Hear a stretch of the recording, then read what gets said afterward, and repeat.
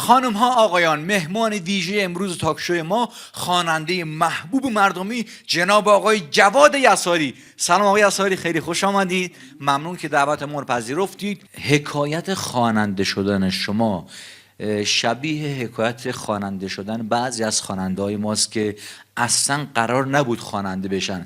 طی یک اتفاق غیر مترقبه، طی یک حادثه، طی یک ماجرای عجیبی یهو اینا جلو میکروفون قرار گرفتن و خواننده شدن و چقدر هم جایگاه پیدا کردن. شما همین داستان براتون تو زندگیتون پیش اومد که خواننده شدید، یا از اول قصد داشتین خواننده باشین، یا خواننده بودین، یا کلاس رفتین، دوره رفتین، بعد اومدین تو عرصه خوانندگی؟ والا کلاس که من در امیریه که محل خودمه، بله، پیش آقای استاد علی نودوس یه سالی کار کردم. درسته. اما هر کاری عشق میخواد.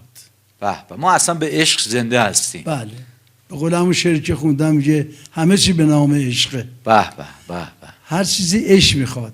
من از اون اولی که قبل از این که کشتی بگیرم، کشتیگیر بودی؟ بله من عنوانم داشتین، مقام داشتین تو؟ نه اونطوری نبودم، رزرو بودم. خب برای علاقه فرنگی هم کشتی گرفتم که پام ایراد پیدا کرد متاسفانه. آخه زانو گذاشتم و بعد رفتم به سوی کاسبی و کاسبی هم بلد نبودم چیکار کنم، از شکست شدم. آخه چقدر غم انگیز. یه رو توی محیطی میخوندم، پیله کردن منو گذاشتن یه کافه دست سوم. منم ذوقم که دوستشم بخونم، خوندم. قشنگ یادم 50 تا 1 تومانی به من دادن شب اول. چه سالی بود خاطرتون هست؟ سال 48 49. 50 تا 1 تومانی خیلی پول بود. نه زیادی هم نمیشد باش خرید. موقعی که اونا بیارفتن 2000 تومان 50 تومان چیزی نبود. خواننده خوبمون 50 تومان جمع کردیم، حق مردمو دادیم. دیگه نه خدا لطف کرد و محبت مردم و دیگه خواننده شدیم. خب آقای یساری، از صبر ایوب هم میشه ما یه خط از شما بشنویم؟ این دل ما جون بگیره، این روح ما جون بگیره، روحیمون قوی بشه. خیلی بچهای پشت صحنه و بینندگانی که پیج من رو نگاه میکنن یه خورده دیگه خسته شدن، دوستان این چیز نو و جدید ببینن. شما اگرچه قدیمی هستین و کاراتون قدیمیه، اما الان در حال حاضر با دیدن کلیپی که دارن میبینن بینندگان براشون جدید و جذابه. اگه صبر ایوب رو محبت کنیم، بینندگان میبینن دارن الان خودشون میگن بگین لطفاً بخونن. 2 خط از صبر ایوب هم اگه خاطرتون هست بخونید، ما لذت ببریم. گفته بودم مگه برگردی دوباره، غمیره از دل و تاریکی میمیره. بعد از اون بی تو نشستنهای روزی، دستای سردم و دست تو میگیره. اومدی اما دیدم دست تو سرده، گفتی اون روزها دیگه بر نمیگرده. اومدی اما دیدم دست تو سرده، گفتی اون روزها دیگه بر نمیگرده. اتفاقا دستش خیلی گرمه و گرمای دستش منوط میشه به گرمای قلبش که به عشق شما مردم میتپه. که من هر چی میگم اذیتش میکنم، میگم این آهنگ شما دوست دارید، بدون اینکه غروری داشته باشن یا بخوان لحظه درنگ کنن براتون میخونه. یاد بگیریم نسل جوان از پیشکسوتان ما اخلاق رو، مروت رو، که چگونه در اوج داشتن هنر والا و محبوبیت و شهرت به فکر مردم هستن و بیشتر برای مردم تلاش میکنن تا اینکه برای خودشون بخوان چیزی رو کسب کنن، حالا عنوان، مقام، پول و جایگاه.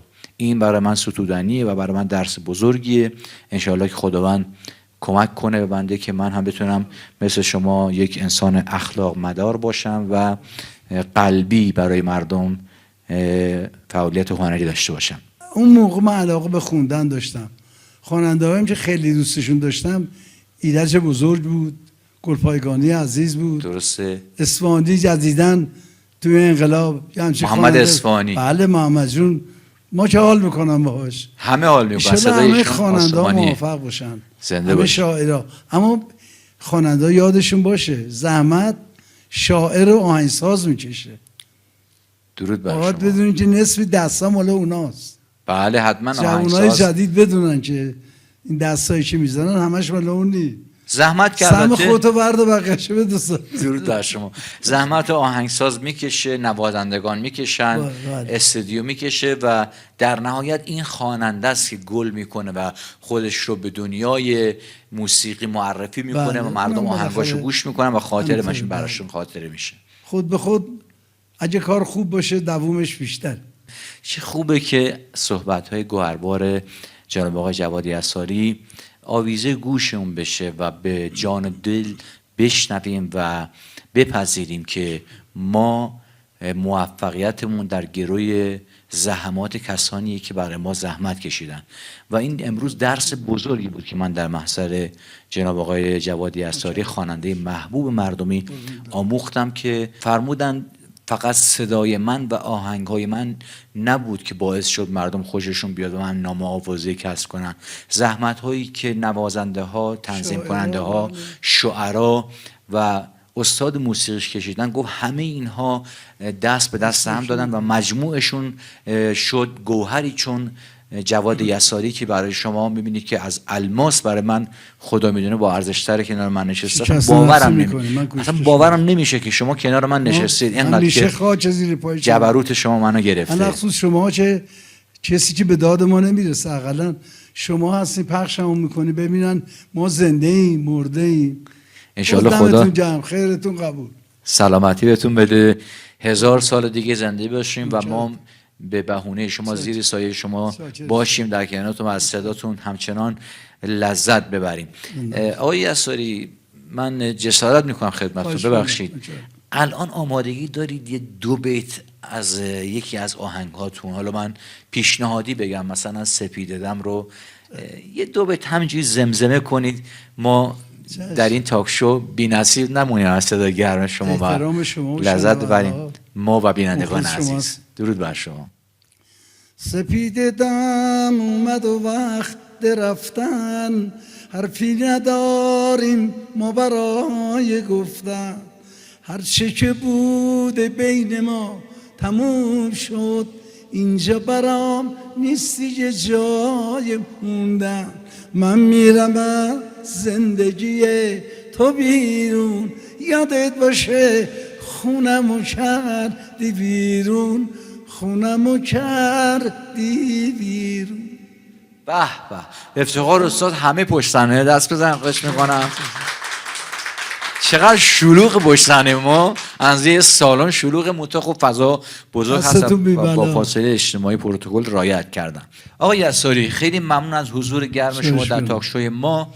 تشکر ویژه میکنیم از شما، هم من هم همه همکاران عزیز. منم تشکر از همه عزیزان سرورم. و جا داره که تشکر کنیم از آقای امید یساری که شبانه روز زحمت کشیدن و این ملاقات رو ترتیب دادن که ما در کنار هم بشینیم و لحظه های خاطر انگیز رو رقم بزنیم. از آقای امید یساری هم صمیمانه تشکر میکنیم. شما اگه تشکر استاد لطف کردین، واقعا خوب فرمودین. جاش امید یساری هم جاش خالی، انشالله اینجا بود ازش بیشتر قدردانی می‌کردیم.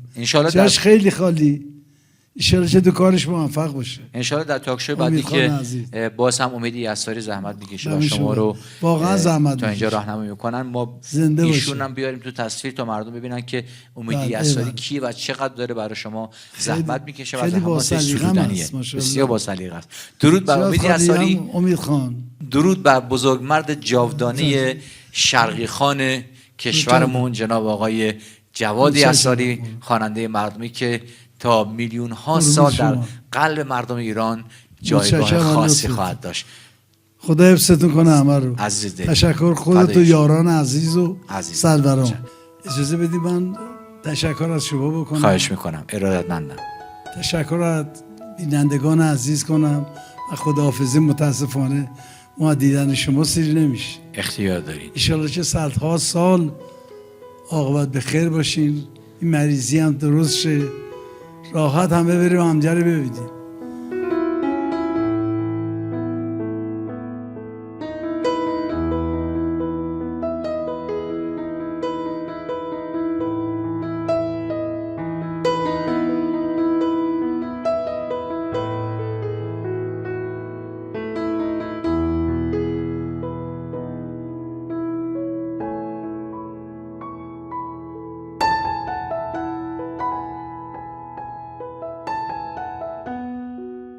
از این به بعد شما میتونید در سایت یوتیوب ویدیوهای کامل من رو با کیفیت عالی و طبقه بندی شده آرشیو شده در کانال رسمی خودم یعنی حسن آندرلاین ریوندی ببینید. بیاید در سایت یوتیوب و کانال رسمی حسن های ریوندی و کچل های ریوندی